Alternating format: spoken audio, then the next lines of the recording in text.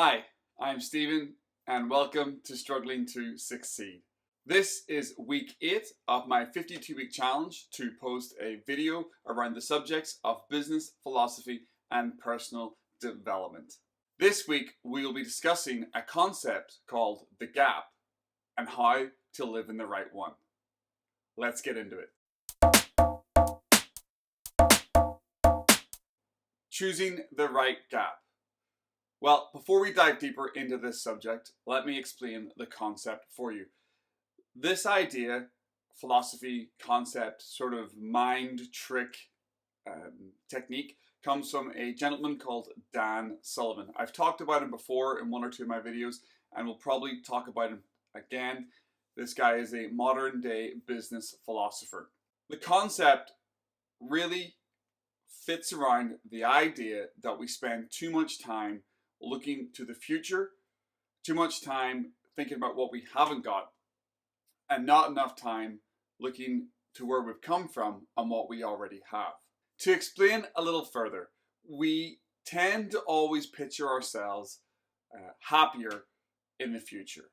When we get that new job, when we get the promotion, when we get the new car, when we move into that big house, when we go to that holiday, when we meet that new person, when we sign that new contract for that new business. We're always living in the future. We always see ourselves at the top of that mountain celebrating our fantastic future.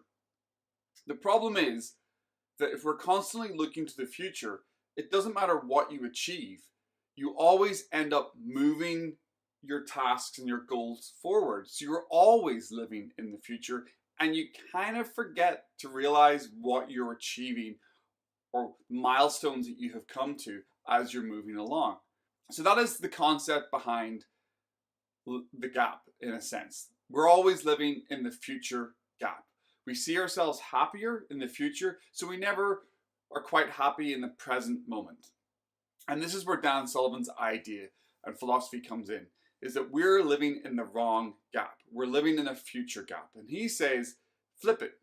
When you feel yourself getting bogged down and you're not really getting anywhere and you're always looking at why you haven't got the things you haven't got yet, he says flip that view and look to your reverse gap. But we flip it, we reverse it, and we look to what we've achieved in our lives so far. We celebrate the wins. What have you done that has made you happy in the last year, 2 years, 3 years, 5 years, 10 years? I mean, just think of who you were 10 years ago and think of who you are now. I mean, for me, that's a massive shift in mindset, capabilities, attitude in life, where I even live. In my struggles to succeed, I fail at this. I understand the concept, I use it on a daily basis, but I definitely do spend a lot of time looking to the future and kind of beating myself up at why I haven't achieved the things I've achieved. Then on the flip of that, when I look to the past, rather than celebrating my past, I tend to dwell on the things I did wrong. I tend to dwell on the mistakes I've made. So knowing the concept of living in the right gap helps me make the right decision mentally to look to the reverse gap and the positives of what I've done in my past, the fuel, the drive to give me to go towards the future Stephen, the future me.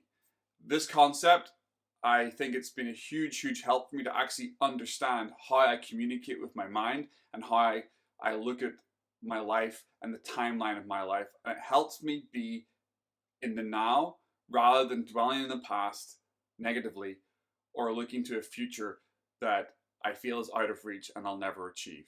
That's it from me this week. I hope you find this video helpful. If you did, please go ahead and hit the like button for me. Also, don't forget to subscribe to see a lot more content from my struggles to succeed. I will post some links in the notes for anybody who wants to dive a little bit deeper into this subject. Thanks again for watching. Hope to see you next week. Make it a good one.